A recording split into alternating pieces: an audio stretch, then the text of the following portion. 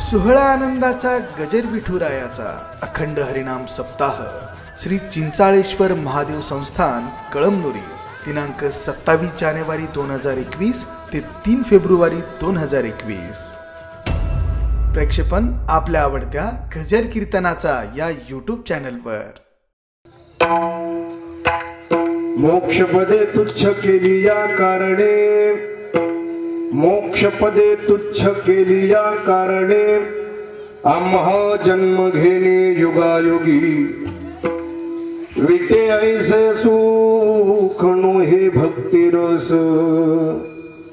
पुढता पुढती आस सेवावे हे। देवा हाती रूप धरवेला आकार, नेदू निराकार होऊ त्यासी। विटे ऐसे सुख नो हे भक्ती रस, पुढता पुढती आस सेवावे हे। तुका म्हणे चित्त निवांत राहिले, तुका म्हणे चित्त निवांत राहिले, ध्यायती पाऊले विटेवरी। विटे ऐसे सुख नो हे भक्ती रस, पुढता पुढती आस सेवावे विठाला विठाला।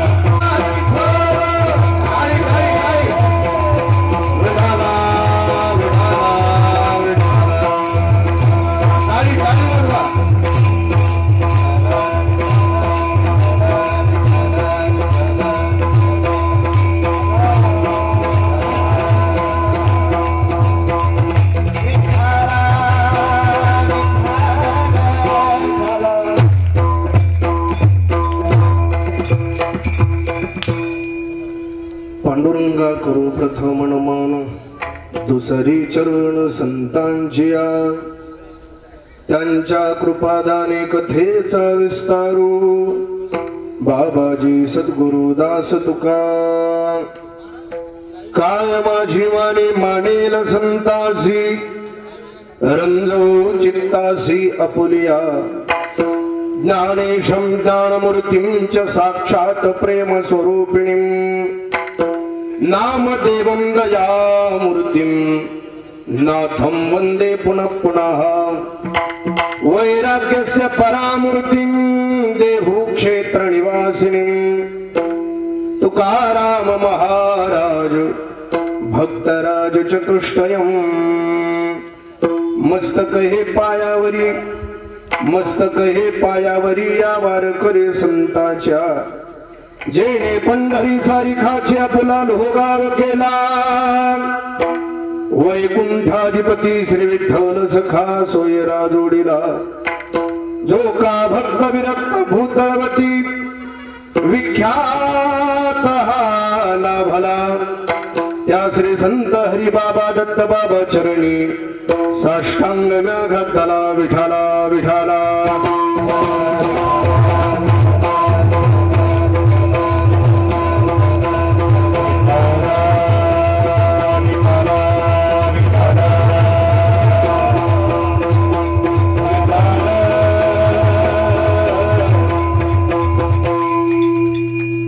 प्रस्तुत प्रसंगी प्राप्त स्थळी संप्राप्त कीर्तन रूपी सभेकरता म्हणजेच निरोपणा करता प्राप्त असणारा अभंग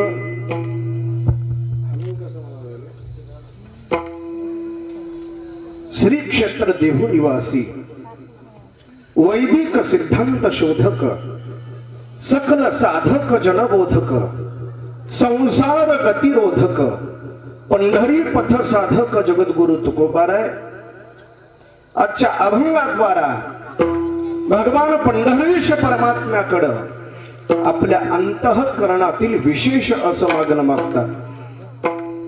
जे मागणं तुकोबाराय या अभंगामध्ये मागतात त्या मागणीचा विचार मर्यादित वेळेमध्ये जेवढा विचार करणं शक्य आहे तेवढा विचार करण्याचा मी प्रयत्न करतो. विठाला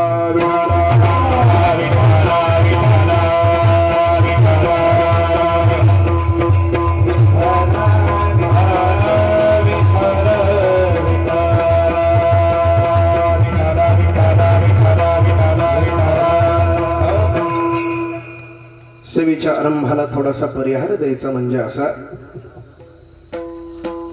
कळमनुरी शहरातील सर्व भाविक वृंद तुम्हा सर्वांच्या सहकार्यातून संपन्न होत असलेला हा भव्य आणि दिव्य स्वरूपाचा नामोत्साह आणि या तसेच आमचे हरिभक्तीपरायण रामकिशनजी महाराज ठाकूर बुवा यांच्या अथक अशा प्रयत्नातून यांच्या सूत्रसंचलनातून हा भव्य आणि दिव्य स्वरूपाचा नाम उत्सव चालू आहे. तसेच या कार्यक्रमाला उपस्थित असलेले सर्व भाविक वृंद, श्रोते, गायक, वादक, टाळकरी, माळकरी, करी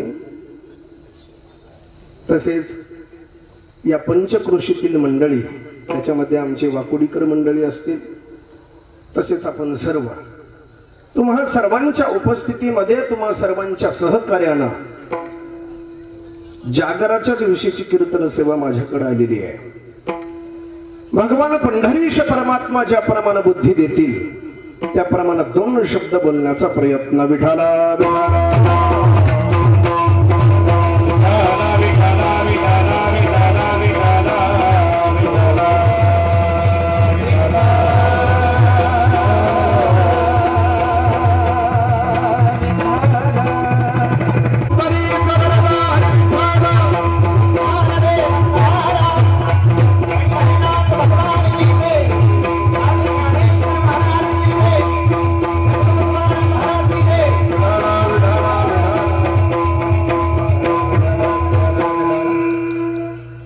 आजच्या अभंगाद्वारा जगद्गुरु तुकोबाराय भगवान पंढरीश परमात्म्याकडे आपल्या अंतःकरणातील विशेष अशा प्रकारचं मागणं मागतात.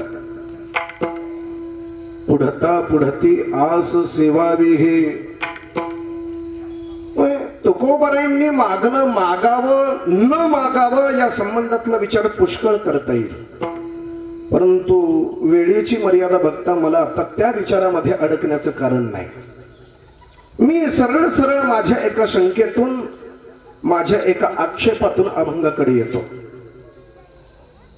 तुकोबाराय या अभंगातून मागणं मागतात आणि ते मागणं मागत असताना तुकोबाराय असं म्हणतात, मोक्ष पदे तुच्छ केली या कारणे आम्हा जन्म घेणे युगायुगे. मला असं वाटतं की तुकोबारायांचं मागणंच मुळात चुकीचं आहे. तुकोबारायांचं मागणंच मुळात चुकीचं आहे. तुम्ही म्हणाल तुकोबारायांना चूक ठरविणारे तुम्ही कोण शहाणे विद्वान?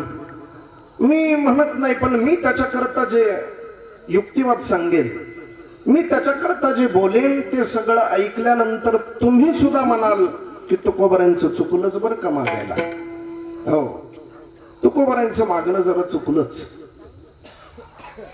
मी नाही कुणी विद्वान, मी एक निश्चित सामान्य माणूस. तुकोबारांवर आक्षेप घेणं तर दूरच, परंतु तुकोबारांचं मागणं चुकलंच हे वाक्य बोलण्याचं जे मी धाडस करतो, त्याचे काही प्रश्न आहेत, त्या प्रश्नांची उत्तर मला मोकळ्या मनानं देत चला, म्हणजे मला पुढे जाता येईल. तुकोबारांचं मागणं चुकलं त्याचं कारण सांगतो आपल्याला. मनुष्य प्राणी हा सुखप्रवृत्त जीवन जगणारा प्राणी आहे. जन्माला आल्याच्या क्षणापासून ते मरणाच्या क्षणापर्यंत त्याची सारखी धडपड धडपड मरमर मरमर त्याची चालूच असते. हो, सारखी मरमर चालू असते. कशा करता?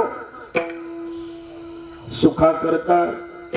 मनुष्य आपल्या जीवनामध्ये जी जी क्रिया करतो, मनुष्य आपल्या जीवनामध्ये जे जे ज्ञान मिळवण्याचा प्रयत्न करतो, मनुष्य आपल्या जीवनामध्ये जो परमार्थ करण्याचा प्रयत्न करतो, नव्हे नव्हे मनुष्य आपल्या जीवनामध्ये जो संसार करण्याचा प्रयत्न करतो, या सगळ्यांचं कारण एकच आहे, सुख. सुख मिळालं पाहिजे, बस, बाकी दुसरं काही नाही. याची उदाहरणं उत्तर पुष्कळ देता येतील. माणूस घर कशा करता बांधतो? सुखा करता. मनुष्य गाडी का घेतो? सुखा करता. माणसाला संपत्तीची अपेक्षा का निर्माण होते? सुखा करता. मनुष्य चांगलं शिक्षण कसं करता घेतो? सुखा करता. बोलत चला चला. हो, मनुष्य लग्न का करतो? सुखा करता. आता एवढं सगळं जर सुखा करता करत असेल, मला साधं विचारायचंय तुम्हाला. मला एवढंच विचारायचंय की मनुष्य जर हे सगळं सुखा करता करत असेल, तर मला सांगा, मनुष्य सुख कशा करता मिळवतो? विठाला विठाला.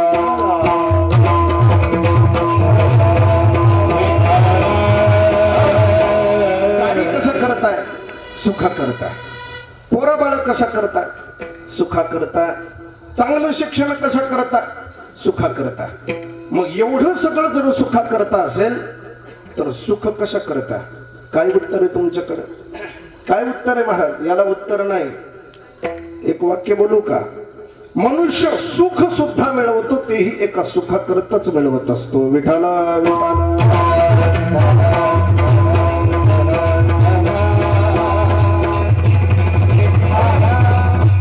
मनुष्याला त्याच्या जीवनामध्ये सुख मिळतं न मिळतं या संबंधातला विचार मी आता करणार नाही. मला एवढाच मुद्दा मांडायचा आहे की मनुष्य सुखा करता सारखी धडपड करत असतो, मरमर करत असतो, अथक कशा प्रकारचे परिश्रम करतो, सुख मिळालं पाहिजे, बस, बाकी दुसरं काही नाही. हो, जन्माला आलेलं मूल रडत कशा करता? हो, आईच्या दुधाच्या सुखा करता. बरोबर. मी आपल्याला उगाच दोन टोकाची उदाहरणं सांगतो. जन्माला आलेलं मूल, त्याचं जे रडणं, त्याची जी धडपड चालू होते, ती आईच्या दुधाच्या सुखा करता तिथून जी चालू होते, ती मरतानाच्या ऑक्सिजनच्या सुखापर्यंत कायम राहते. मिळालं पाहिजे, मिळालं पाहिजे. आपल्या साधू संतांनी याच्याकरता फार चांगले शब्द वापरले. प्रमाण द्यायचंच झालं तर महाराज असं सांगतात, सर्व सुखाची आशा जन्म घेता,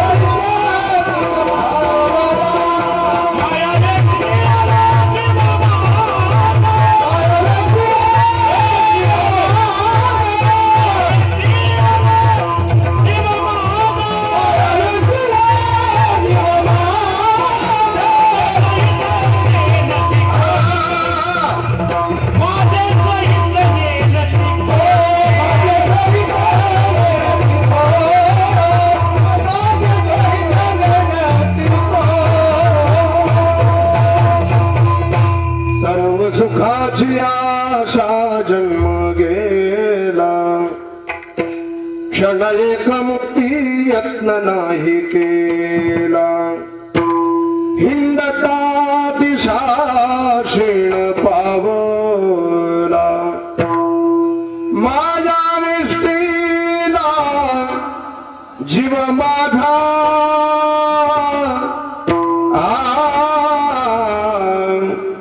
माझे स्वही तनेन ते कोणी. काय म्हणतात महाराज, सर्व सुखाची आशा जन्म गेला.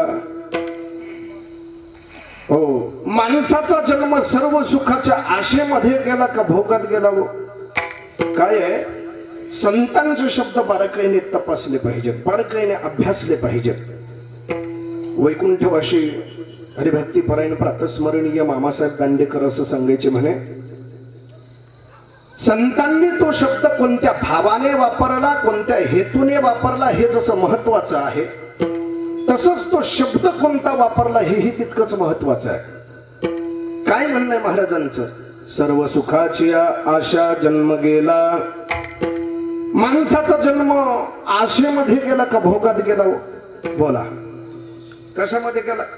अरे आशाच आहे महाराज, किती आज ना उद्या मिळेल, आज ना उद्या मिळेल, आशाच आहे, आशाच. हो, जन्माला आल्याच्या नंतर वाटतं पहिल्या वाढदिवसाला मिळेल सुख, तेव्हाही सुख मिळत नाही. मग वाटतं थोडं मोठं झाल्यानंतर 5व्या वाढदिवसाला मिळेल, तेव्हाही सुख मिळत नाही. मग त्याला वाटतं थोडस तरुण झाल्यानंतर सुख मिळेल, 25व्या वाढदिवसाला, तेव्हाही सुख मिळत नाही महाराज.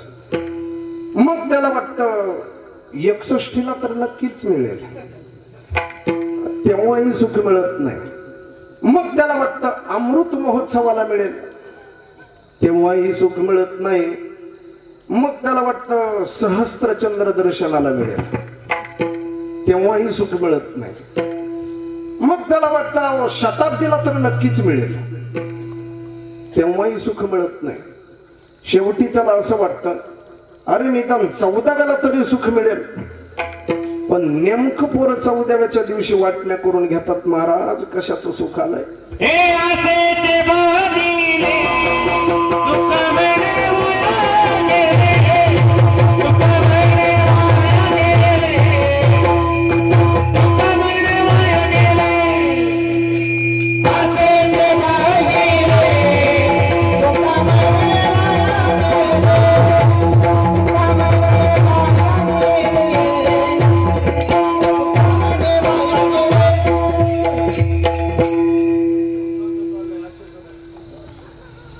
माणसाला फक्त आशाच लागलेली आहे महाराज, आज ना उद्या मिळेल. हो, माणसाचा जन्म सर्व सुखाच्या आशेमध्येच गेला, भोगात गेला नाही. माणसाला सुखाचे भोग मिळालेलेच नाहीत अजून, फक्त आशा आहे, आज ना उद्या मिळेल. हो, विठाला विठाला.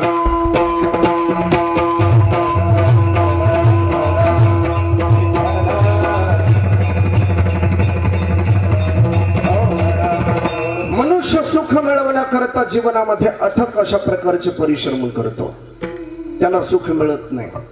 मी काय सांगू महाराज आपल्याला, या जगामध्ये जन्माला आलेला देव सुद्धा सुखी झाला नाही महाराज, देव सुद्धा सुखी झाला नाही.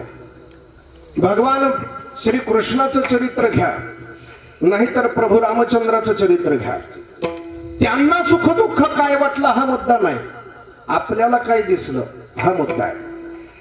महाराज दुसऱ्या दिवशी सकाळी राज्याभिषेक होणार होता. दुसऱ्या दिवशी सकाळी आदल्या रात्री बाईनं खडा घातला. खडा घातला म्हणजे कळतं ना, बाई आडवी आली, कै कै कै कै, आदल्या दिवशी खडा घातला आणि सगळंच विस्कटून टाकलं. जे सोन्याच्या सिंहासनावर बसणार होते त्यांना 14 वर्ष करता वनवासामध्ये जावं लागलं. काय सुख आहे बरं, जाईनात का, गेले ते गेले, माझं काही म्हणणं नाही, गेले, बायकोला बरोबर घेऊन गेले. आता बायको बरोबर असल्यावर सुख मिळतं काय? हो तरी म्हणा, नाही तरी म्हणा. बायकोला बरोबर गेले, घेऊन गेले. जाईनात का माझं काही म्हणणं नाही. तिथं गेल्यानंतर एक राक्षस रावण काय येतो आणि पत्नीला उचलून घेऊन काय जातो. काय सुख आहे. बरं, पत्नीला उचलून घेऊन गेला. त्याच्यानंतर जटायू भेटला, त्याने काही मदत केली. नंतर मारुतीराय भेटले, त्यांनी काही मदत केली. आणि सीता शोध करत असताना सामान्य यज्ञिश्चित समुद्राने परब्रह्माचा रस्ता अडवावा काय.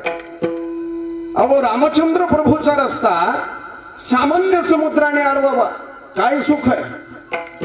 बरं, काही होईना का तिथं त्यांनी सेतू बांधला, पलीकडे गेले, लंकेमध्ये गेले, रावणाला मारलं, अनेक राक्षस मारले, अमुक केलं तमुक केलं, सगळं झालं. नंतर सीता मातोश्रीला परत घेऊन अयोध्येमध्ये आले. आता तरी सुख मिळावं का नाही. एक परीट बोललं, परीट. हो, ते काही नाही, त्याचं त्याच्या बायकोचं भांडण, हो, दुसरं काही नाही. वाल्मिकी रामायणामध्ये परीट बोलला असं वर्णन नाही. वाल्मिकी रामायणामध्ये सगळं गाव याची चर्चा करत होतं असं वर्णन आहे. पण कोणाला त्या परटाला मध्ये घाला वाटलं देव जाणे. झाला बिचारा बदनाम तो. बरं, काय झालं होतं. त्याचं आणि त्याच्या बायकोचं भांडण. त्याची बायको माहेरी गेली होती आणि काल येते असं सांगून आज आली. किती दिवसाचा उशीर झाला. आता माहेरी गेलेल्या बाईला एक दिवसाचा उशीर फार मोठा आहे का. अहो, तुमच्या बायका जातात तर महिना महिना पत्ता नसतो महाराज. आणि तेवढ्यावर हात आपला आणि म्हणायला लागला, अरे दुसऱ्याच्या घरात राहिलेली बाई माझ्या घरात घ्यायला मी काय राम नाही. झालं तेवढंच रामचंद्र प्रभूंनी ऐकलं. सीता मातोश्रीचा पुन्हा त्याग केला. काय सुख आहे. अहो, पोटाला आलेल्या 2 पोराचे तोंड बघणं सुद्धा रामचंद्र प्रभूच्या नशिबात नव्हतं महाराज. काय सुख आहे. मला सांगा, बापाची पोराची भेट हायकोर्टात व्हावी काय. रामचंद्र प्रभूची आणि लवकुशाची पहिली भेट म्हणून कुठे झाली. रणांगणावर. काय सुख आहे महाराज. या जगतामध्ये कोणीही येवो, ज्ञानोबारा येवो, तुकोबारा येवो, स्वतः भगवान येवो, हे जग त्यांना सुख देण्याकरता प्रवृत्त होत नाही. का होत नाही. ज्ञानेश्वरी वाचा. ज्ञानोबारा सांगतात, आगाविषाचे कंदे वाटोनी जोर सुभेजे पिळोनी तया नाम अमृत ठेवूनी जैसे अमर होनी. या मृत्यू लोकातलं कसं म्हणतात महाराज. आगाविषाचे कांदे. कांदे म्हटले कशाचे. विषाचे. विषाचे कांदे वाटोनी. आणि त्याच्यातला जो रस निघतो, जो रसू घे जे पिळोनी त्या नाम अमृत ठेवूनी जैसे अमर होणे. आता तो रस पिल्यानंतर का अमर होतो का. ही मृत्यू लोकीची कहाणी सांगत असताना ज्ञानोबाराय सांगतात, देवी विषयाचे जे सुख ते केवळ परम दुःख परिकाय जे मूर्ख न सेविता न सरी काशी सखंडोणी आपुले पायीच्या खती बांधिले तैसे मृत्यू लोकीचे भले आहे आघवी. महाराज ज्ञानोबाराय सांगतात, गुडघ्याला एखादी जखम झाली. जखम झाल्यानंतर त्याला औषध म्हणून काय लावलं. शीस खांडोणी आपुले. महाराज त्याला स्वतःच मुंडकच कापलं, त्याच्यावर बांधलं, गुडघ्याला पट्टी केली. पायीच्या खाती बांधिले ऐसे मृत्यू लोकीचे भले आहे आघवे. म्हणून मृत्यू लोकी सुखाची कानी ऐके जे न कवनाचे श्रवणी कैची सुख निद्रांतरणी इंगळाच्या जे लोकीचा चंद्रुक्ष योगी जेथ उदय हो यास्ता लागी दुःख लेवणी सुखाचे अंगी सडित जगाते विठाला विठाला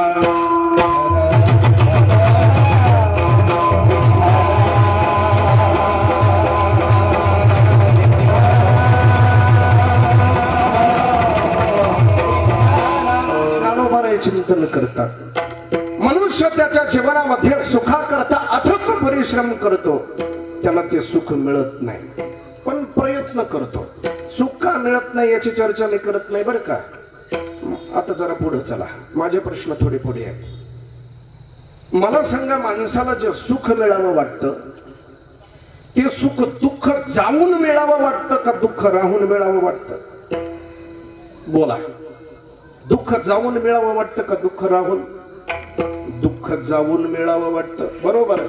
कोणालाही अशीच अपेक्षा असणार. त्याचं कारण आहे. काय कारण आहे? महाराज, थोडं जरी दुःख जीवनामध्ये शिल्लक राहिलं ना आणि सगळी सुख मिळाली तरी ते राहिलेलं दुःख सगळी सुख भोगू देत नाही. हो, विचार ऐका, परत एकदा सांगतो. माणसाला सगळी सुख मिळाली आणि थोडं जरी दुःख त्याच्या जीवनामध्ये शिल्लक राहिलं तरी ते थोडं राहिलेलं दुःख सगळी सुख भोगू देत नाही. गणिताच्या भाषेत सांगायचं झालं तर 99% सुख आहे, 99%, आणि 1% दुःख आहे. तर ते 1% दुःख 99% सुख भोगू देत नाही. हो महाराज, दशरथ राजाला काही कमी होतं? अयोध्येसारखी नगरी, कैकेयी सारखी अति सुंदर राणी, कौशल्यसारखी अति समंजस राणी, सुमित्रेसारखी अत्यंत सेवाभावी वृत्तीने वागणारी राणी, सुमंतासारखा अतिशय विद्वान प्रधान, सगळंच सगळं अनुकूल होतं, फक्त पोटी संतान नव्हतं. बस सगळं रामायण झालं तरी एवढ्यावरच झालं. थोडं राहिलेलं दुःख माणसाला सुख भोगू देत नाही महाराज. याची उदाहरणं उत्तर पुष्कळ देता इथे. घागरभर दूध आहे, दूध. मला सांगा, घागरभर दुधाला विरजण लावण्याकरता किती दही लागतं? घागरभर लागतं का चमचा भर पुरतं? इकडं कसं आहे, कळमनूर इकडं घागरभर दुधाला विरजण लावण्याकरता घागरभर दही लागत नाही, एवढंच चमचा भरच पुरतं. तसं आमच्या घागरभर सुखाला विरजण लावण्याकरता जास्त लागत नाही, चमचा भरच दुःख पुरतं. विठाला विठाला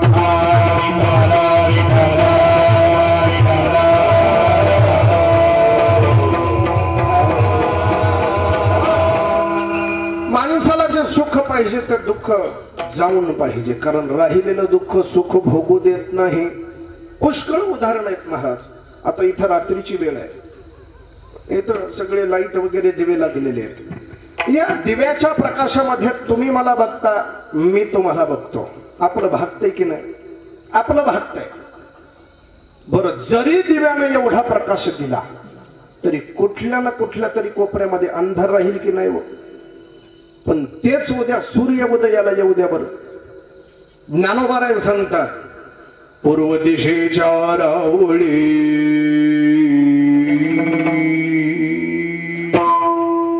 उदया येताची सूर्य दिवाळी,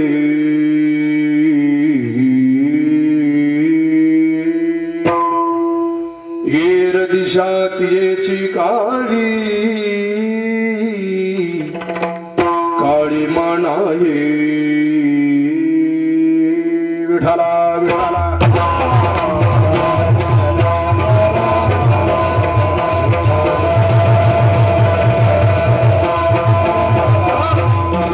माणसाला त्या सुखाची अपेक्षा आहे ज्या सुखाला दुःखाचा स्पर्श सुद्धा नाही. ते सुख माणसाला पाहिजे. बर, आता जरा पुढे चलतो. माझं म्हणणं तुम्हाला पटलंय? माणसाला सुख पाहिजे. जे सुख पाहिजे ते कसं पाहिजे? दुःख जाऊन पाहिजे का दुःख राहून? दुःख जाऊन पाहिजे. आता जरा पुढे चला. बरं, दुःख जाऊन सुख पाहिजे तर ते गेलेलं दुःख किती दिवसानं परत यावं असं वाटतं? 2 दिवसानं, 2 आठवड्यानं, 2 महिन्यांनी? बर 2 वर्षांनी जाऊ द्या, 200 वर्षांनी नाही.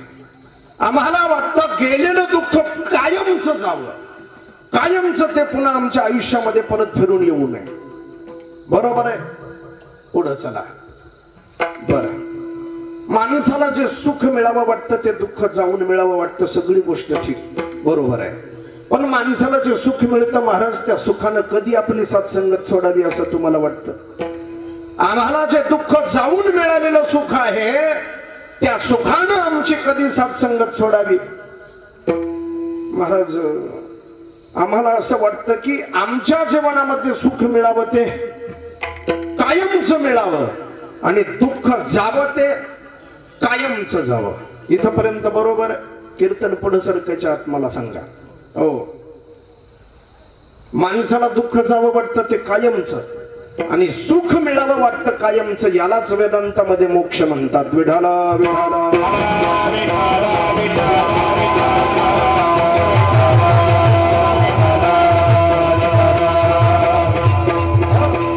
वेदांताची परिभाषा सांगायची झाली तर आत्यंतिक दुःख निवृत्ती आणि परमानंद प्राप्ती याला मोक्ष अशा प्रकारचं म्हटलं जातं.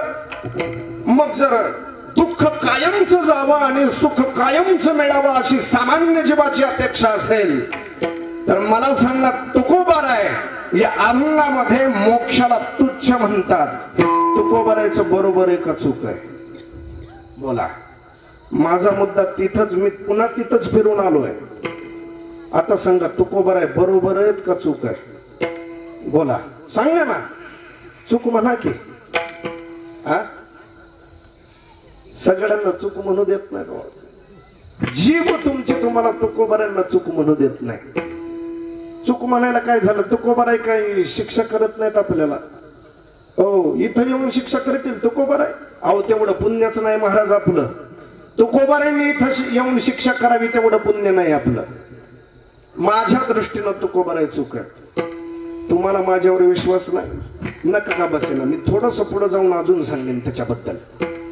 महाराज, माणसाला त्याच्या जीवनामध्ये सुख पाहिजे. कोणीतरी असं आहे का मला दुःख पाहिजे? बोला. कोणीतरी आहे का मला दुःख पाहिजे म्हणून? आता इथं सप्ताह चालू आहे, रोज गोड गोड खाण्या करताय. महाराज, एखादा वारकरी म्हणायला लागला, देवाला प्रार्थना करायला लागला. म्हटलं, माझा डायबिटीस घेऊन जा 7 दिवसाकरता आणि 7 दिवसानंतर परत ब्लड प्रेशरच्या व्याजासकट परत दे म्हटला. 5 नारळाचं तोरण बांधतो म्हणला. आहे कोणी असा? कोणाला दुःख पाहिजे महाराज? सगळ्यांना सुखच पाहिजे. हो, दुःख कोणालाही नको. एक आहे ती कुंती माता, तिनं दुःख मागितलं. भागवतामध्ये विपद संतो न शश्वत तत्र तत्र जगद्गुरु भूतो दर्शनम यस्यात् पुनर्भव दर्शनम.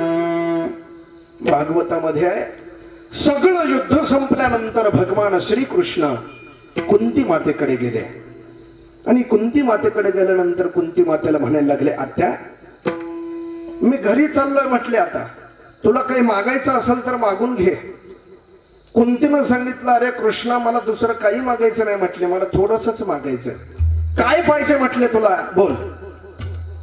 कुंती माता म्हटली, देवा कृष्णा, मला आमच्या पांडवांच्या जीवनावर वारंवार संकट यावीत एवढंच माझं मागणं आहे म्हटली, बाकी दुसरं काही नाही. देवाला आश्चर्य वाटलं. महाराज, अरे मज लागी दुःख भावे ऐसे कोणी भावे ना जीवे, असं तुकोबारायसारखे महात्मे म्हणतात. आणि तुला दुःख कशा करता पाहिजे, संकट कशा करता पाहिजे, त्यावेळेस कुंती माता जे बोलली ते महत्वाचं आहे महाराज. हो, कुंती माता म्हणते, देवा आमच्या जीवनावर वारंवार संकट यावीत कशा करता? कारण आमच्यावर संकट आली की तू धावत येतोस आणि तू पुन्हा पुन्हा धावत यावास याच्या करता आमच्यावर संकट पाहिजे.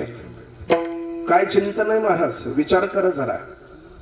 म्हणजे कुंती माता दुःख मागते ती सुद्धा एका सुखाकरताच मागत असेल तर दुःख कुणाला पाहिजे मला सांगा? विठाला विठाला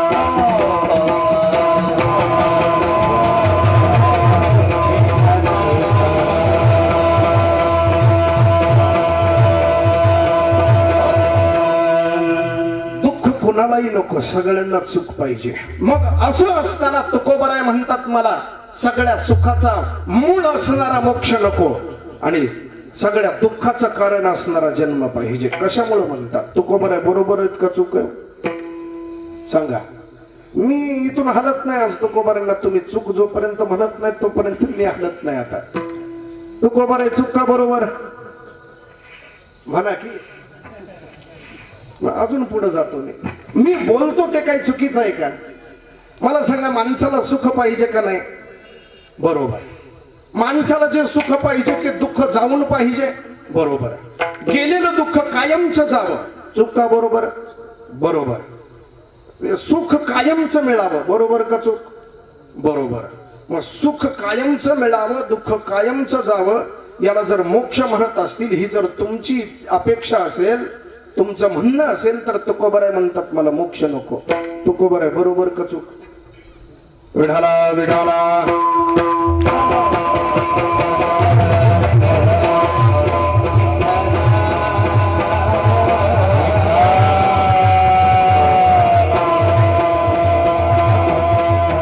कोणत्याही मनुष्याला त्याच्या जीवनामध्ये दुःख पाहिजे असं वाटत नाही.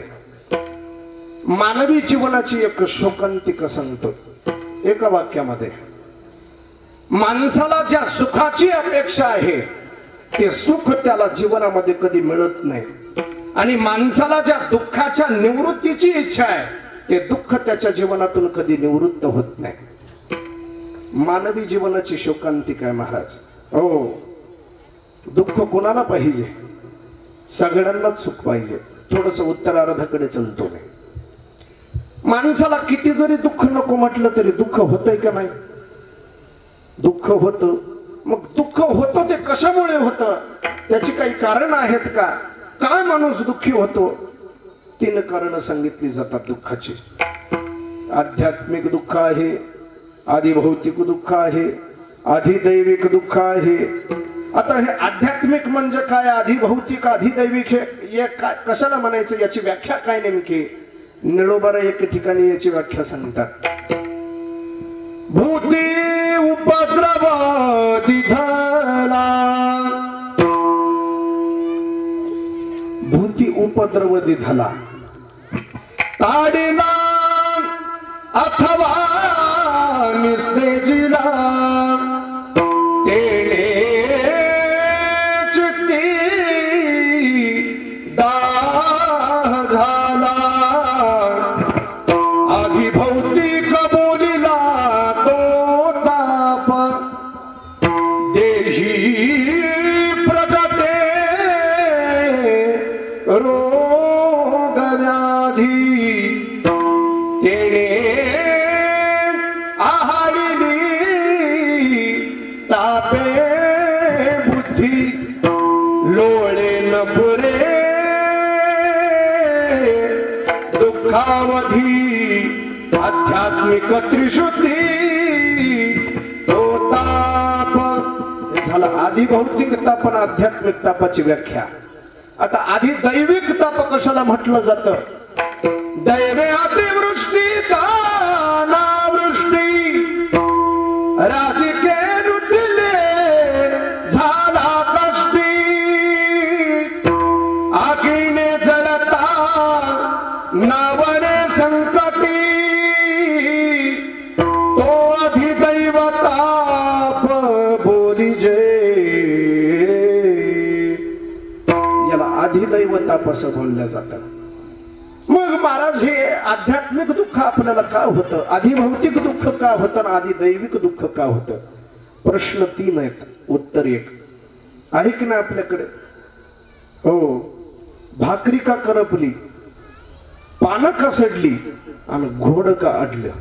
प्रश्न 3 उत्तर 1. फिरवलं नाही म्हणून. विठाला विठाला.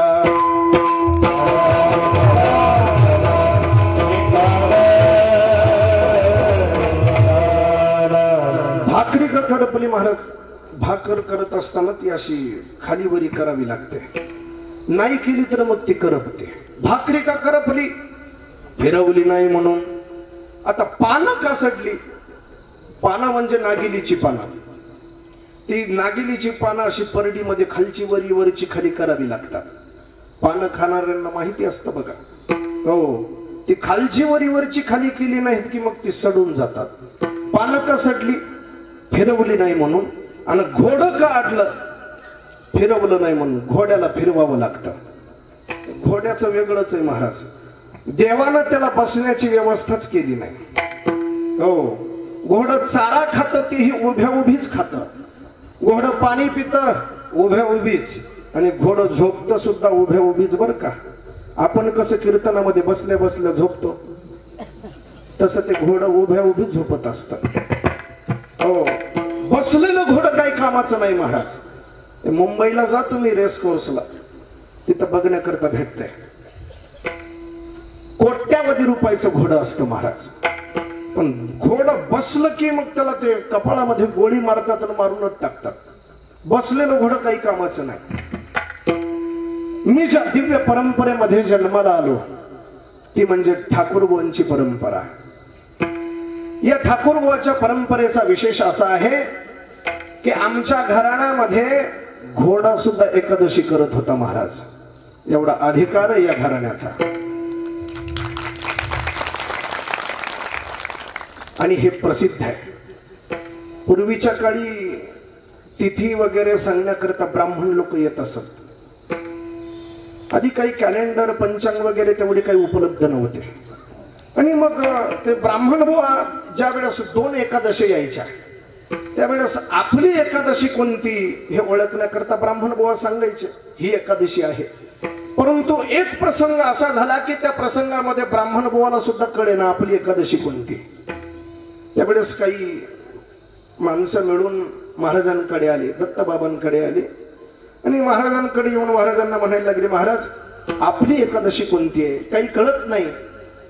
महाराजांनी सांगितलं, अरे ते आपलं घोडं सांगते म्हणले. घोडं म्हणले कसं?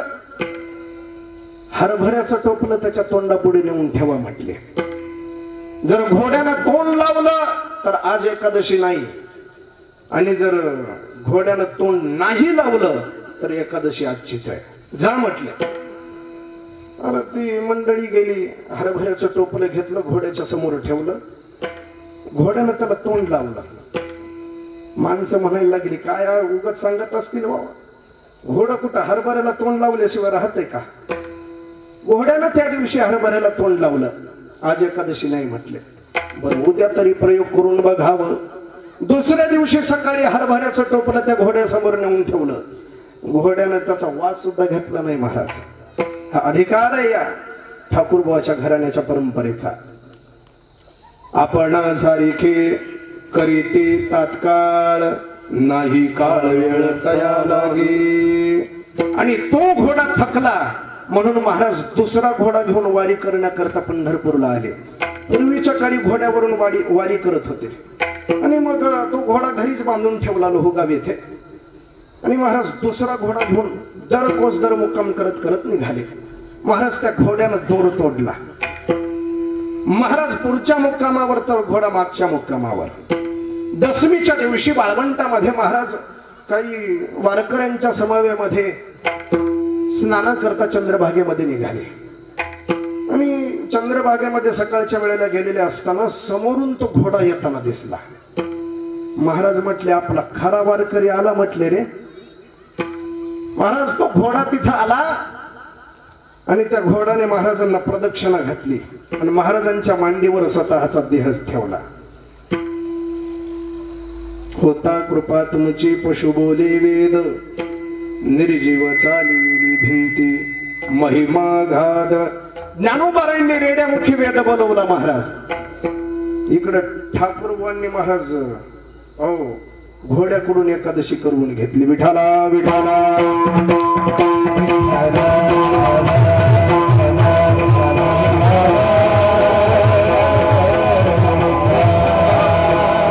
आपला विषय कुठून निघाला? घोडा काढलं, फिरवलं नाही म्हणून. प्रश्न 3 उत्तर 1. मग आम्हाला आध्यात्मिक दुःख का होतं, आधी भौतिक दुःख का होतं आणि आधी दैविक दुःख का होतं? प्रश्न 3 उत्तर 1. आम्ही जन्माला आलो म्हणून. लक्षामध्ये येते का बघा.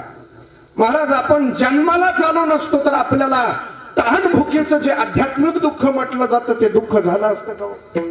जन्मालाच आलो नाही आणि मला भूक लागली असती का? जन्माला आलो नाही आमच्या पत्रिकेमध्ये मंगळ बिघडलं असतं का? जन्मालाच आलो नाही आमच्या घरी चोरी झाली असती का? अरे वांझेची आले का कैची जन्म पत्रिका नभी निळी भूमिका की कल्पोपा ज्ञानोबा चिंतन करतात. मग हे असं कसं होईल? विठाला विठाला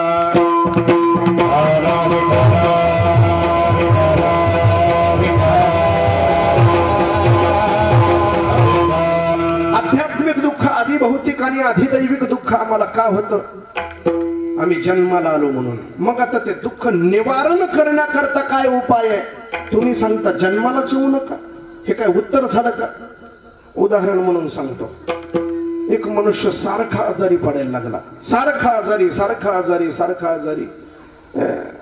डॉक्टर कडे दाखवून आलं की 2-3 दिवसानं पुन्हा पहिले पाडी पंचावन्न. सारखा आजारी, मुंबईला ने, दिल्लीला ने, इकडं ने तिकडं ने, अमुक बघ तमुक बघ सगळं बघितलं म्हणून काही त्याच्या तब्येतीमध्ये काही सुधारणाच होत नव्हती. झाडपाला बघितला, मंत्रतंत्र बघितले, गंडे दोरे बघितले, तब्येतीला काही फरक पडत नव्हता. इकडचाही उपचार करून बघितला, ॲलोपॅथी केली, होमिओपॅथी केली, आयुर्वेद सगळंच्या सगळं बघितलं, फरक पडत नव्हता. एके दिवशी त्यांच्या गावामध्ये एक परदेशातून शिकून आलेला मोठा डॉक्टर आला. मूळचा भारतातलाच, परदेशामध्ये मोठं हॉस्पिटल, तिथं शिकून मोठा झालेला तो डॉक्टर. आता माणसांना असा गैरसमज आहे महाराज, परदेशात शिकलेले फार शहाणे असतात. गैरसमजच आहे तो, मोठा गैरसमज. हो. आणि मग तो परदेशातून शिकून आलेला डॉक्टर गावामध्ये आला. हे डॉक्टरांना घरी घेऊन गेले. अहो आमचे काका सारखे आजारी पडतात, काय होतंय काही कळत नाही, तुम्ही बघा बरं जरा. म्हटलं. मग त्यानं ते तपासलं, ते उलथ केलं पालथ केलं, डोळे पांढरे करून दाखवा, हातभर जीभ बाहेर काढून दाखवा. आता ते प्रत्येक शास्त्राच्या पद्धती आहेत महाराज. हो.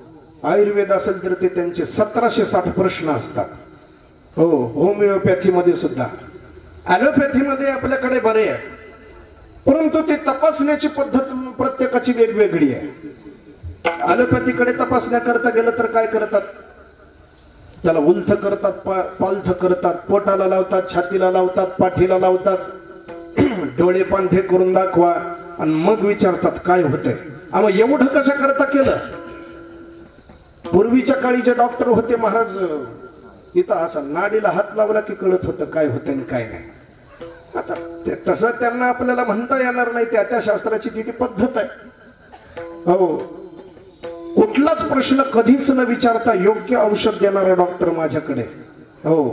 तुम्हाला जर वाटत असेल डॉक्टरला आपल्याला एकही प्रश्न न विचारता औषध द्यावं, माझ्याकडे डॉक्टर आहे महाराज, मी पत्ता देतो तुम्हाला. कधीच विचारणार नाही कुठला प्रश्न, औषध बरोबर देणारा जनावराचा डॉक्टर. कधीच विचारणार नाही काय होतंय काय नाही, औषध मात्र बरोबर देतो. ज्यांना असं वाटतं की डॉक्टरने आपल्याला कुठलाच प्रश्न विचारू नये, त्यांना सरळ तिकडची वाट गाठाव. हो. आता ती त्या त्या शास्त्राची ती पद्धत आहे महाराज. आमच्याकडे काय झालं, घडलेली घटना आहे. एक डॉक्टरकडे गेला एक माणूस. गेल्यानंतर ते डॉक्टर म्हणायला लागला, ए म्हटलं इकडे कपडे काढून खुंटीला अडकवून टेबलावर झोप, म्हटलं मला तपासू दे. अहो डॉक्टर साहेब माझं 1 मिनिट ऐकून तरी घ्या म्हटलं. डॉक्टर म्हटलं काही ऐकत नाही म्हटलं, तुझं आधी कपडे काढून टेबलावर झोप, मला तपासू दे. अहो अर्ध तरी ऐका. अर्ध सुद्धा ऐकत नाही म्हटलं, झोपतो का नाही तू? त्याचा नाईलाज झाला, कपडे काढले, खुंटीला अडकवले आणि टेबलावर झोपला. ते आता उलथ पालथ सगळं केलं अर्धा घंटा आणि अर्ध्या तासाच्या नंतर मग म्हटलं, हा आता काय होतंय तुला? म्हटलं काहीच नाही. अरे मग तपासलं कशा करता? अहो म्हटलं तुम्हाला तेच सांगत होतो, मुलीच्या लग्नाची पत्रिका द्यायला आलो होतो मी, तुम्ही ऐकतच नाही आहात. विठाला विठाला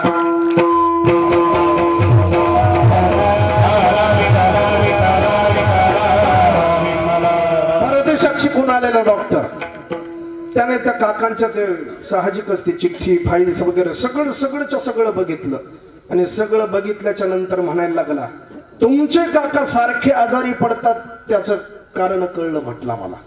यांना रोग नेमका कोणता झालाय ते मला कळालं. घरच्या लोकांना इतकं बरं वाटलं. महाराज एवढे दवाखाने फिरलो रोगच कळत नव्हता कोणता आहे ते. म्हटले निदान तरी लागलं म्हटले. हो म्हटले मग सांगा बरं आमचे काका का आजारी पडतात सारखे सारखे. तर डॉक्टर म्हणायला लागला तुमचे काका सारखे सारखे आजारी पडतात त्याचं कारण आहे म्हटलं ते जिवंत आहेत म्हणून. तुम्ही त्यांना मारून टाका म्हटलं याच्या पुढे ते आजारी पडायचे नाही. अरे हे का उत्तर झालं का. जन्माला आल्याच्या नंतर दुःख दूर कसं करायचं हे सांगण्याकरता तुम्ही आम्हाला जन्मालाच येऊ नका असं म्हणता. हे का उत्तर झालं का. आता ते फार मोठं तत्वज्ञान आहे ते सगळं सांगत बसत नाही. बर मला सांगा मनुष्याला दुःख नको सुख पाहिजे. बस जे सगळ्या दुःखाचं कारण काय आहे जन्म आहे. आणि सगळ्या सुखाचं कारण काय आहे मोक्ष आहे. मग असं जर असेल तर दुःखाचा असणारा जन्म मागावा का टाकावा. दुःखाचा जन्म मागावा का टाकावा. टाकावा. आणि सुखाचा असणारा मोक्ष मागावा का टाकावा. मागावा. मग मोक्ष मागावा आणि जन्म टाकावा ही जर सगळ्या जगाची अपेक्षा असेल तर तुकोबाराय म्हणतात मोक्ष नको जन्म पाहिजे. आता सांगा तुकोबाराय बरोबर आहेत का चूक आहे. मी तिथंच येतो पुन्हा अजून. तुकोबाराय बरोबर का चूक. महाराज जगाच्या विरुद्ध जाणार हे मागणं आहे. सगळ्या दुःखाचं कारण असणारा जन्म मात्र तुकोबाराय वारंवार मागतात. आणि सगळ्या सुखाचं कारण असणारा मोक्ष मात्र तुकोबाराय तुच्छ म्हणतात. अभंगाच्या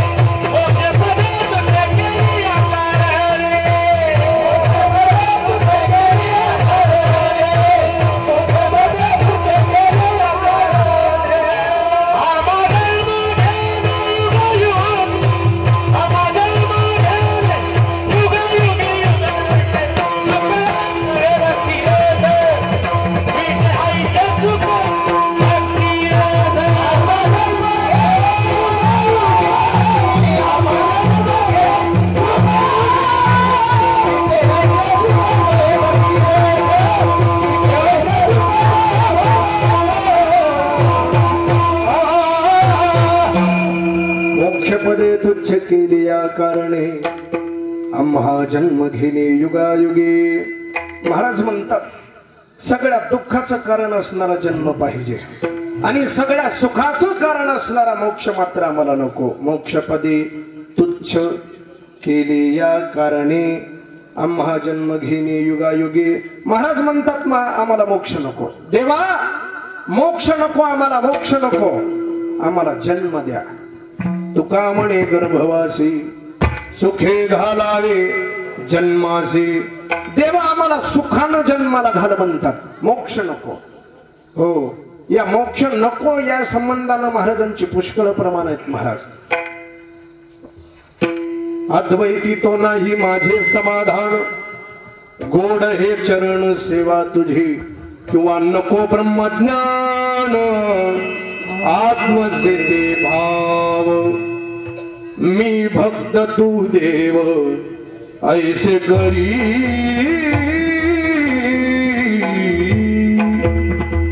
घेईन मी जन्म याजसाठी देवा, तुझी चरण सेवा साधावया. ज्ञानोबा सुद्धा म्हणतात या भक्तीची येतुली प्राप्ती, जय कैवल्या ते परवते सर म्हणती. जयाची लिळी माझी नीती, जी आली दिसे विठाला विठाला.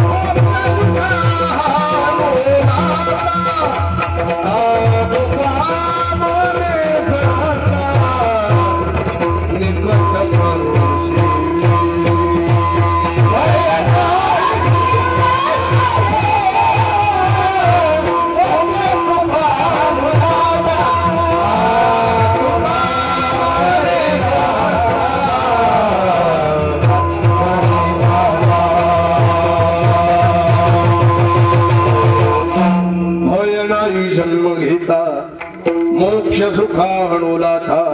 तुका म्हणे सत्ता निकट करू सेवेसी.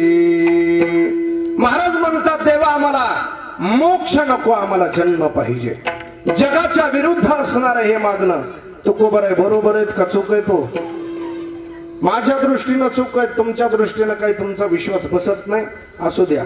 मी जरा आता मीच उत्तरार्धाकडे येतो. महाराज तुकोबाराय चूक नाही, तुकोबाराय चुकत नाही, तुकोबाराय चुकतच नसतात, चुकूनही चुकत नसतात. एक वाक्य सांगू का? जे चुकूनही चुकत नाहीत त्यांना संत असं म्हणतात, आणि जे चुकूनही बरोबर नसतात ते आपण. सगळ्या संतांचे चरित्र तपासून बघा. ज्ञानोबाराय, तुकोबाराय, गोरोबा काका, चोखोबाराय, सर्व संतांचे चरित्र तपासून बघा. हो, संत महात्मे चुकतच नसतात, चुकत ते आपण. बर, जर तुकोबाराय चुकत नसतील तर तुकोबाराय सर्वज्ञ आहेत, तुकोबाराय शहाणे आहेत की नाही? मग तुकोबाराय शहाणे असताना सुद्धा मोक्षाला तुच्छ असं का म्हणतात? त्याची काही कारण असली पाहिजे, त्याची काहीतरी कारण परंपरा असली पाहिजे की नाही? काय असतं, एक सिद्धांत सांगून मी पुढे जातो. ज्याची सगळ्यांना गरज असते ते कधीही चुकीचं नसतं. विठाला विठाला.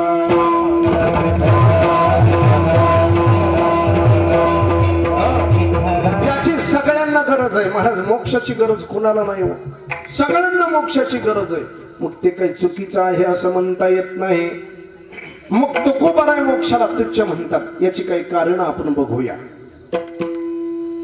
आपण एखाद्याच्या घरी जेवायला गेलो, जेवायला म्हणण्यापेक्षा आपण एखाद्या मित्राच्या घरी गेलो, आपला मित्र जेवण करतोय आणि जेवण करत असताना तो म्हणायला लागला, अरे तुझ्या आवडीचा लाडू केलाय. म्हटला ये बरं बस चल. आपण काय म्हणतो पहिल्यांदा? बसायच्या तयारीत आहेत का तुम्ही? हा, काय म्हणतो आपण पहिल्यांदा? नको म्हणतो बाबा. नको. आता नको म्हणण्यामध्ये काहीतरी कारण असतील की नाही. मला आता भूक नाही, माझ्या घरी जेवण तयार आहे, मला दुसरीकडे जेवायला जायचंय, बरं मला तुझ्या घरचं अन्नच खायचं नाही, काहीतरी कारण असेल की नाही. तसंच हो, कारण कोणताही निषेध हा विचारपूर्वक असतो, हा सिद्धांत आहे. कोणताही निषेध विचारपूर्वक असतो. एखादा वेडा मनुष्य आहे, वेडा मनुष्य म्हणायला लागला मला ते नको, ते नको असं म्हणायला लागला, त्यानं त्याचा निषेध केला. मग आता त्या निषेधाच्या पाठीमागटल्या विचाराची दिशा योग्य आहे का अयोग्य आहे हा माझा मुद्दा नाही. निषेधाच्या पाठीमागे विचार असतो एवढाच माझा मुद्दा आहे. कोणताही निषेध हा विचारपूर्वक असतो. बर, असं जर असेल तर तुकोबाराय मोक्षाला तुच्छ का समजतात त्याची काही कारण आपण पाहू. हो, 2-3 कारण पाहू, जे कारण तिथं लागू पडेल तिथं आपलं कीर्तन संपलं. मला आता माहित नाही कोणतं कारण लागू पडेल की नाही. 11 वाजतील 12 वाजतील काही सांगता येत नाही. हो, जिथं कारण लागू पडलं तिथं आपलं कीर्तन संपलं. आता तुकोबाराय मोक्षाला तुच्छ म्हणतात, त्याचं कारण काय? त्याचं पहिलं कारण आपल्याला असं करता येईल, महाराज कदाचित तुकोबारायांना मोक्ष कळाला नसेल म्हणून तुकोबाराय ना करत असतील. शंका घेण्याकरता वाव आहे महाराज आपल्याकडे. कदाचित तुकोबारायांना मोक्ष कळाला नसेल. हो, जरा पुढे जाऊन बोलतो, आता उत्तरार्धाकडे येतो. महाराज तुकोबारायांना मोक्ष कळाला नसेल असं म्हणणाऱ्यांना तुकोबारायच कळाले नाहीत. विठाला विठाला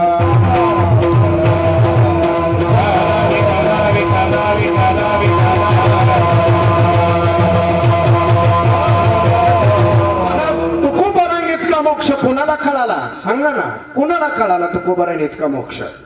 मोक्षाच्या संबंधानं तुकोबारायांची अनेक प्रमाण मी आता आपल्याला मागे देऊन आलेलो आहे. भय नाही जन्म घेता मोक्ष सुखा हणुलाथा तुका मनी सत्ता निकट करू सेविसी. उदाहरण देऊन पुढे जातो. एखाद्या घरामध्ये असं एखादं कर्ट जन्माला येतं. महाराज बापाची चालू असलेली परंपरा क्षणार्धात धुळीला मिळवून टाकतात. तुळशीमध्ये भांग यावी तसं. हो, असं एखादं कार्ट येतच असतं जन्माला. आणि मग ते जन्माला आल्यानंतर त्यानं काही हरिपाठ नाही, वारी नाही, एकादशी नाही, काही नाही, उपास नाही, कीर्तनाला बसणं नाही, भजन नाही, काहीच करत नव्हतं. बापाला त्याचा राग आला. बापानं त्याला घराच्या बाहेर हाकलून दिलं. हाकलून दिल्याच्या नंतर मग तो मुलगा बाहेर चोरी करायला लागला, दरोडे घालायला लागला. आता चोरी करायला लागला असं कळाल्यानंतर मुलगा घरी आला. बापानं मारली लाथ आणि पोराचे पडले दात. हो, आता इथंच ऐका. बापानं मुलाला लाथ मारली, पोरग कळालं म्हणून का न कळालं म्हणून? बोला. पोरग कळालं म्हणून लाथ मारली. तसं तुकोबाराय मोक्षाला लाथ मारतात, मोक्ष कळाला म्हणून का न कळाला म्हणून? विठाला विठाला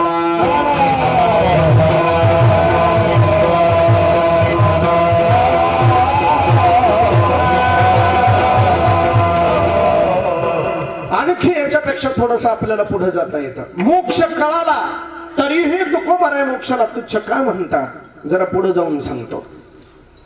दुसरं कारण बघूया.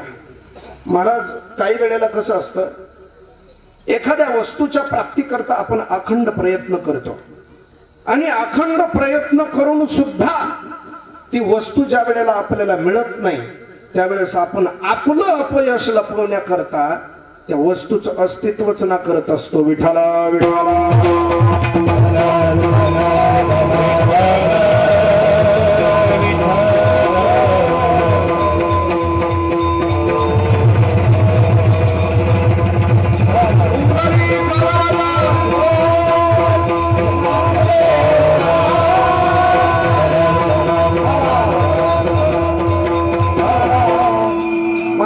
मोक्ष कळाला नाही असं म्हणायला गेलं तर मोक्ष कळाला होता तरीही तुकोबाराय मोक्ष ना करतात. दुसरं आपलं कारण चालू आहे की कदाचित तुकोबारायांना मोक्ष प्राप्ती करता प्रयत्न केला, परंतु प्रयत्न करून सुद्धा तुकोबारायांना मोक्ष मिळाला नाही.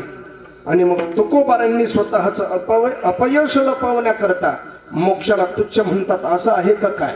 शंका चालू आहे, शंका चालू आहे.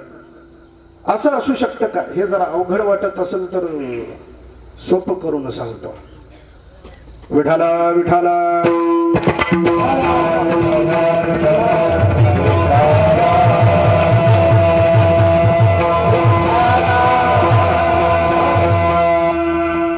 कोल्ह्याला द्राक्ष आंबट असतात, आंबटच लागतात ना कोल्ह्याला. पंचतंत्रामध्ये गोष्ट आहे बघा. एक कोल्हा, त्याला तहान लागली. तहान लागल्यानंतर पाणी पिण्याकरता ते इकडे तिकडे फिरायला लागलं. फिरत असताना एक द्राक्षाची बाग दिसली. पिवळे जरद अशा प्रकारचे द्राक्ष दिसले. द्राक्ष दिसल्यानंतर ते कोल्ह त्या बागेमध्ये शिरलं. उड्या मारल्या, खूप उड्या मारल्या. इतक्या उड्या मारल्या की आता उडी मारण्याचा त्राणच राहिला नाही. इतक्या उड्या मारल्या पण द्राक्ष काही तोंडाला लागना. शेवटी मग हताश होऊन त्या कोल्ह्यानं विचार केला, इथलं द्राक्ष काय आपल्याला तोंडाला लागत नाही म्हटलं. दुसरीकडे कुठं पाणी आहे का ते बघू. असं विचार करून कोल्हा बागेतून बाहेर यायला लागला. बाहेर येत असताना एक उंट त्या बागेमध्ये शिरत होता. त्या उंटानं विचारलं कोल्ह्याला, ओ कोल्हे दादा, कोल्हे दादा म्हटले काय, कशाला बाहेर जाता म्हटले. चांगले द्राक्षे तिथं पिवळे पिवळे पिकलेले आहेत. इथला मालक गावाला गेलाय, चला म्हटलं थोडेसे द्राक्ष खाऊ. कोल्हा म्हणायला लागला, उंट दादा कशाचे द्राक्ष खायचे म्हटलं. एक द्राक्ष गोड नाही म्हणला. आता द्राक्ष गोड नाहीत का याला मिळालं नाही. द्राक्ष गोड नाहीत का याला मिळालं नाही. याला मिळालं नाही, याला मिळालं नाही हे झाकण्याकरता द्राक्षालाच आंबट ठरवलं त्याला. महाराज, देव नाकारणारी माणसं सुद्धा याच्यापेक्षा कोणत्या सत्तेमध्ये असतात सांगा. अनंत प्रयत्न करून सुद्धा ज्या वेळेला देव आपल्याला मिळत नाही त्यावेळेस आपलं अपयश लपवण्याकरता ही माणसं देवालाच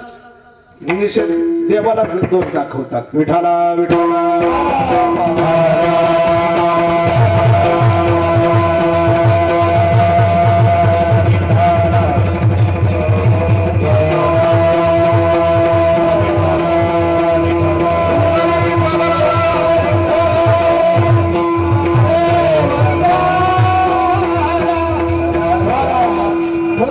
पुढे जाऊन सांगतो. बरं, तुकोबारायांना मोक्ष मिळाला नाही असं म्हणावं तर तुकोबारायांना मोक्ष मिळालेला होता. त्याच्याकरता चिंतन करून पुढे जातो. विडोबार खुमाई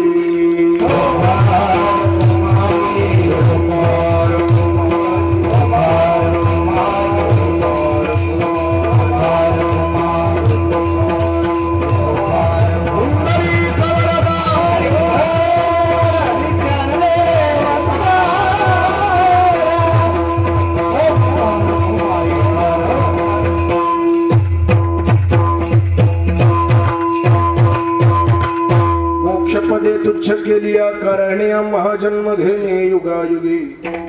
विटे ऐसे सुख नोही भक्ती रस पुढता पुढती यास सेवावी. हे या अभंगाचा विचार करत असताना तुकोबाराय मोक्षाला तुच्छ समजतात. कदाचित तुकोबारायांचं हे बोलणं चुकीचं आहे असं आपल्याला वाटायला लागलं. त्या अनुषंगानं आपण या अभंगाचं चिंतन करत आहोत. आणि ते चिंतन करत असताना आपण इथपर्यंत आलो की तुकोबारायांना मोक्ष कळाला नसेल तर तुकोबारायांना मोक्ष कळाला होता. तुकोबारायांना मोक्ष मिळाला नसेल असं म्हणावं तर तुकोबारायांना मोक्ष मिळालाही होता. याचं चिंतन करायचं आपलं बाकी आहे. हो, थोडस पुढे जाऊन विचार केला. ज्ञानोबाराय चिंतन करतात. हो, विठाला विठाला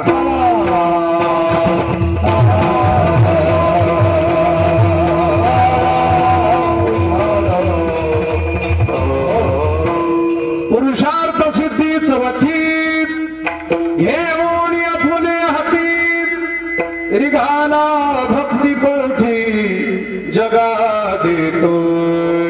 ज्ञानोबाराय म्हणतात पुरुषार्थ सिद्धी चौथी. 4 प्रकारचे पुरुषार्थ, धर्म अर्थ काम मोक्ष. या चौथ्या पुरुषार्थातला सुद्धा चौथा महाराज. चौथ्यातला चौथा कोणता? यया ब्रह्मत्वासी जी पार्था सायुज्याईसी व्यवस्था याचे नाव चौथा पुरुषार्थ गा. या चौथ्यातला चौथा सायुज्य नावाचा मोक्ष. ज्ञानोबाराय या सायुज्य नावाच्या मोक्षाला घेऊन काय म्हणतात? रिघाला भक्तीपंथी जगा देत. ज्ञानोबाराय निघाले, जगाला वाटत फिरायला लागले. सेवितो हरस वाटितो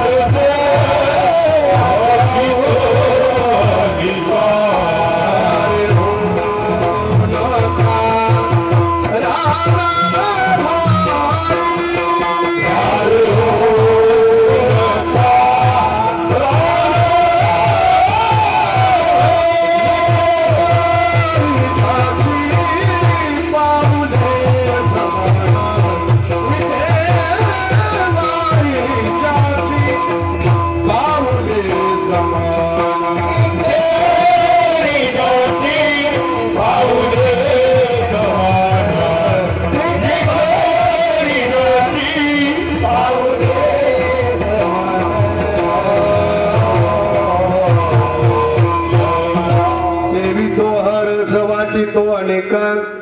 घ्या रे होऊ नका रणभरी. महाराज हा मोक्ष घेऊन ज्ञानोबारायच निघाले, तुकोबारायच निघाले. मला इथं कालाचा विचार करायचा नाही बरं का. ज्ञानोबारायच निघाले आणि काय केलं महाराज? निघाला भक्तिपंथी जगा देत, जगाला वाटत फिरण्याकरता निघाले. हा आता सोपं आहे, दृष्टांतानं पटवून देतो. मला सांगा, एखादा मनुष्य, त्या मनुष्याला वाटायला लागलं की मी आता इथं 100 रुपये सगळ्यांना वाटावे. आता याच्याकरता दरवेळेला इलेक्शनच आलं पाहिजे असं काही बंधन नाही. तो मनुष्य दानशूर होता. हा आणि त्याच्या मनामध्ये आलं की सगळ्यांना 100 रुपये वाटावे. तो बसला, 100ची एक गड्डी हातामध्ये घेतली आणि सगळ्यांना 100 रुपये वाटायला लागला. आता मला सांगा, तो माणूस सगळ्यांना 100 रुपये वाटतो, त्याच्याकडे आहेत म्हणून का नाहीत म्हणून? मग असल्याशिवाय जर 100 रुपये वाटायचे नसतील तर तुकोबाराय सगळ्या जगाला मोक्ष वाटत फिरतात. मिळालेला आहे म्हणून का न मिळालेला आहे म्हणून?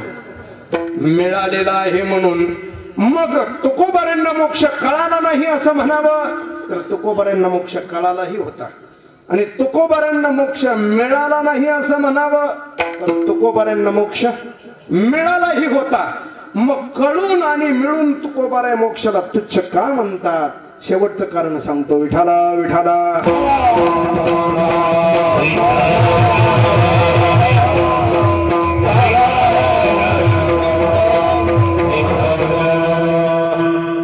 एखाद्या वेळेस मनुष्य कळून आणि मिळून सुद्धा एखादी वस्तू नाकारत असतो. त्याच्या मागे एक मानसशास्त्रीय कारण आहे. काय असतं? आपल्याला प्राप्त असलेल्या वस्तूपेक्षा अधिक चांगल्या वस्तूची अपेक्षा, इच्छा आपल्या मनामध्ये निर्माण झाली की प्राप्त असलेल्या वस्तूचा निषेध माणसाच्या हातून स्वाभाविक रीतीने होत असतो. लक्षामध्ये येते का बघा? आपल्याला वस्तू प्राप्त आहे, परंतु या प्राप्त असलेल्या वस्तूपेक्षा अधिक चांगली वस्तू आपल्याला दिसली. मग आपल्या जवळच्या असणाऱ्या वस्तूपेक्षा ती चांगली वस्तू दिसल्यावर माणसाला काय वाटतं? ही वस्तू काय करायची ठेवून? मनुष्याच्या हातून स्वाभाविक रीतीने त्या वस्तूचा त्याग होत असतो. मग आता तुकोबाराय मोक्षाला तुच्छ म्हणतात. आता इथं जोडावं लागतं आपल्याला. म्हणून मोक्षाला तुच्छ म्हणतात. मोक्ष तुकोबारायांना प्राप्त आहे, प्राप्त आहे. मग प्राप्त असून सुद्धा मोक्षापेक्षा सुद्धा श्रेष्ठ असं दुसरं काय आहे या जगतामध्ये? सात्वपि कर्म ज्ञान योग अपि अधिकतर भक्ती.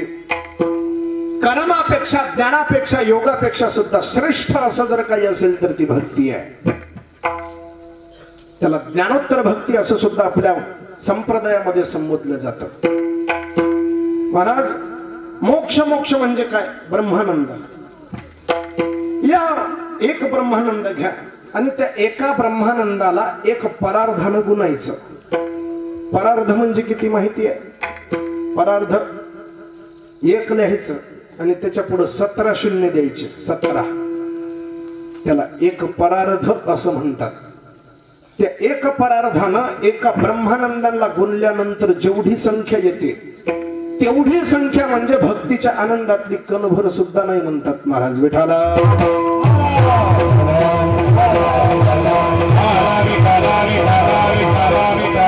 पेक्षा सुद्धा श्रेष्ठ असणारी ही भक्ती आहे.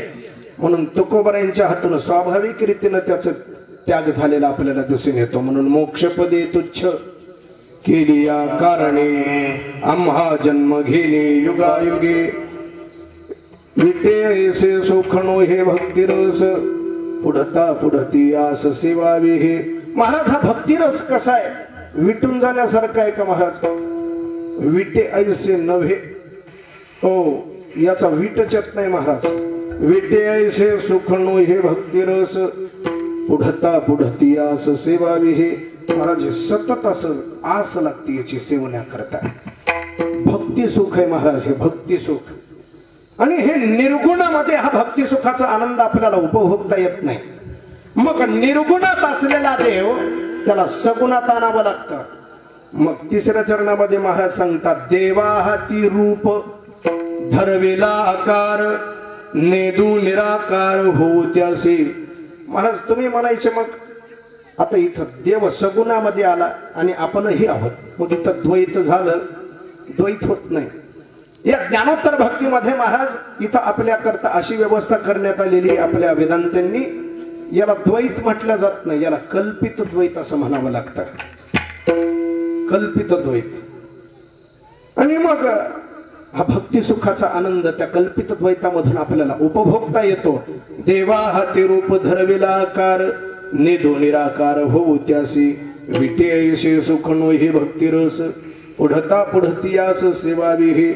तुका म्हणे चित्त निवांत राहिले ध्यायिती पाऊले विटेवरी विटे ऐसे सुखनो हे भक्तिरस पुढता पुढती आस सेवावी हे. आजच्या कार्यक्रमातील सत्कार करते विनायक शंकरराव भोसकर राज्य पुरस्कार प्राप्त सकाळचे अन्नदाते कैलासवासी लक्ष्मीबाई गणपतराव ठाकूर यांच्या स्मरणार्थ भागवत ठाकूर योगेश ठाकूर यांच्यातर्फे आणि सायंकाळचे अन्नदाते सुभाष शेठ सोनी गवळ बाजार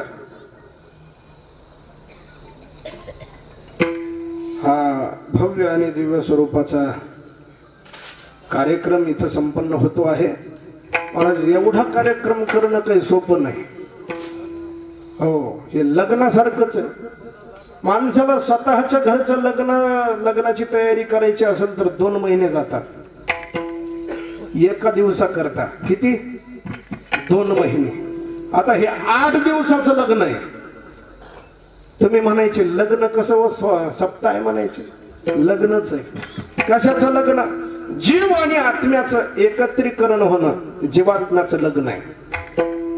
आणि हा जीवात्म्याचा लग्न सोहळा हा भव्य आणि दिव्य स्वरूपाचा कार्यक्रम आमचे हरिभक्तीपरायण सूत्रसंचलनकार रामकिशनजी महाराज ठाकूर बुवा यांच्या अथक परिश्रमातून यांच्या आग्रहास्तव पंढरपूरहून इथपर्यंत येण्याचा प्रयास माझ्याकडून आज झालेला आहे. तसेच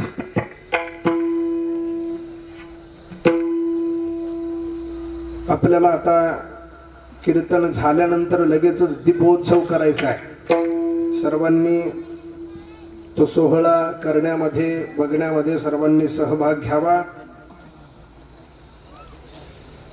तसेच सप्ताहाचे नियोजक रामराव मोरे पाळुदेकर आणि तुम्हा सर्वांच्या सहकार्यानं चालू असणारा हा मोठा सप्ताह आज इथं पार पडतो आहे. आज जागराचं कीर्तन आहे, उद्या काला आहे. आता लगेचच पंचक्रोशीतील भावी भक्त आमचे वाकुडीकर असतील सर्व तुम्ही तुमच्या सहकार्यातून संपन्न होत असलेला सप्ताह आता लगेचच कीर्तन झाल्यानंतर कोणी उठू नका. दीपोत्सव करायचा आहे. झालेली सेवा भगवान पंढरीश परमात्म्याच्या चरणी अर्पण करून भगवंताला आपण अशी प्रार्थना करू की आमच्या अंतःकरणामध्ये अशी भक्ती आम्हालाही अशी भक्ती प्राप्त व्हावी आम्हाला देवाची सेवा करण्याकरता मिळावी. झालेली सेवा भगवान पंढरीश परमात्म्याच्या चरणी अर्पण करून सेवेला इथंच पूर्ण विराम. दानेश्वर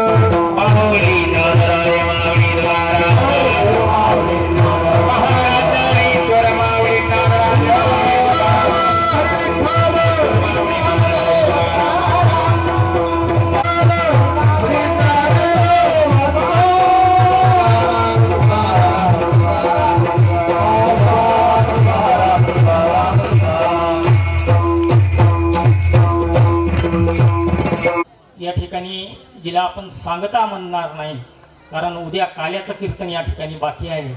आणि म्हणून तुम्हाला या ठिकाणी सांगतो एका शब्दात की कोणत्याही कामाचा आदला दिवस महत्त्वाचा असतो आणि दुसऱ्या दिवशीचं कार्य ते आपलं आपोआप त्या ठिकाणी होऊन जातंय.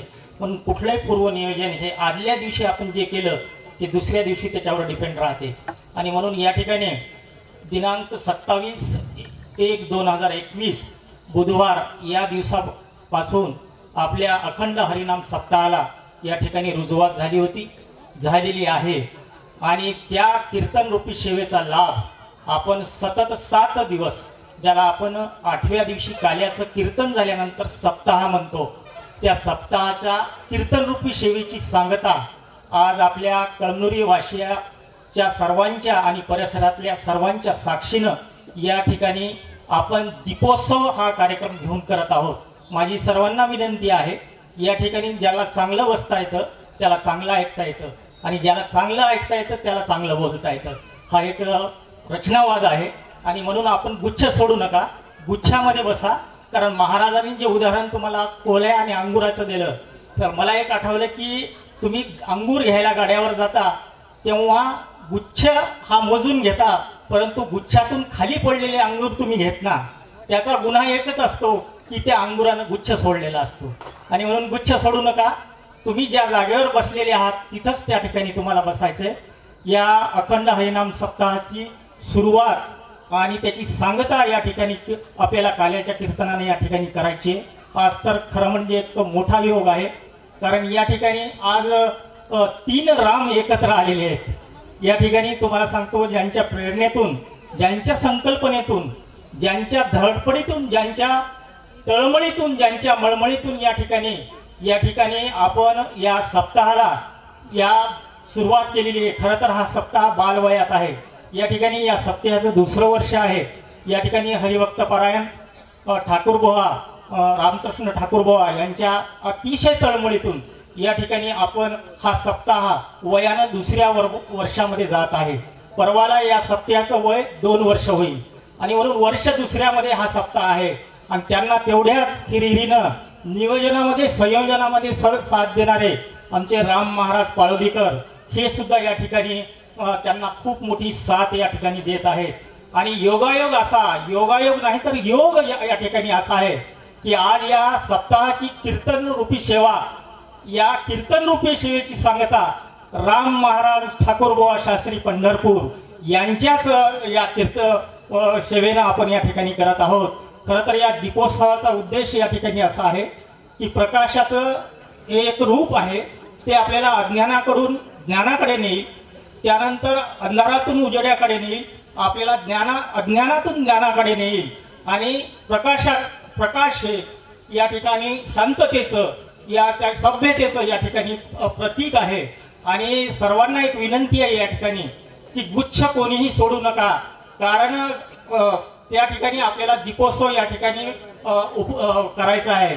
आणि या ठिकाणी तुम्हाला सांगतो की सतत 7 दिवस आपण ज्यांच्या मुखातून भागवत कथा या ठिकाणी ऐकली, असे माऊली महाराज खटकवाडीकर यांची या ठिकाणी आज सांगता या ठिकाणी भागवत कथेची केलेली आहे.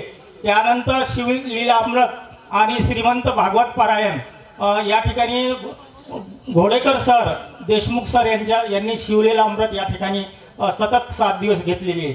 त्यानंतर या ठिकाणी भागवत कथेचे जे यजमान आहेत या ठिकाणी नारायणराव शिंदे आणि कौशल्याबाई शिंदे या ठिकाणी सतत 7 दिवस त्यांनी या ठिकाणी भागवत कथेचं यजमानपद या ठिकाणी स्वीकारलेले आहे. सतत 7 दिवस या ठिकाणी ज्या पंक्ती होत्या सकाळ आणि संध्याकाळच्या, त्या ठिकाणी पंक्ती सुद्धा या ठिकाणी सर्वांनी या ठिकाणी पंक्ती सुद्धा या ठिकाणी केलेल्या आहेत। आणि सर्वात महत्त्वाचं म्हणजे आपल्या रूपानं अतिशय महत्त्वाचा वेळ, अमूल्य वेळ, आपला संसार सांभाळून, आपलं काम सांभाळून आपण या ठिकाणी सतत 7 दिवस या ठिकाणी उपस्थित आहात। मी या ठिकाणी ठाकूरबुवा आणि राम महाराज पाळोलीकर यांच्या वतीने या ठिकाणी विनंती करतो की उद्या आपल्या काल्याच्या कीर्तनाने या ठिकाणी जेव्हा सांगता होईल त्या ठिकाणी आपला अमूल्य वेळ या ठिकाणी महत्त्वाचा आहे। आणि म्हणून ज्याला मूल्य पैशापेक्षा जास्त आहे असा तो वेळ या ठिकाणी आपल्याला द्यायचा आहे। तर दीपोत्सव या ठिकाणी होणार आहे। कदाचित या ठिकाणी ग्रुपनं आम्ही काही मेणबत्त्या या ठिकाणी दिलेल्या आहेत। तत्पूर्वी त्या अगोदर या ठिकाणी दीप प्रज्वलन या ठिकाणी होणार आहे। या ठिकाणी आमचे मार्गदर्शक बाळासाहेबजी मगर या ठिकाणी उपस्थित आहेत। तद्वतच या ठिकाणी सर्वांना परिचित असलेले अजित भाऊ मगर साहेब या ठिकाणी उपस्थित आहेत। तद्वतच या ठिकाणी मी महाराजांना अशी विनंती करतो या ठिकाणी त्यांनी सुद्धा या ठिकाणी सोहळा आनंदाचा गजर विठुरायाचा अखंड हरिनाम सप्ताह श्री चिंचाळेश्वर महादेव संस्थान कळमनुरी दिनांक 27 जानेवारी 2021 ते 3 फेब्रुवारी 2021। प्रक्षेपण आपल्या आवडत्या गजर कीर्तनाचा या यूट्यूब चॅनलवर।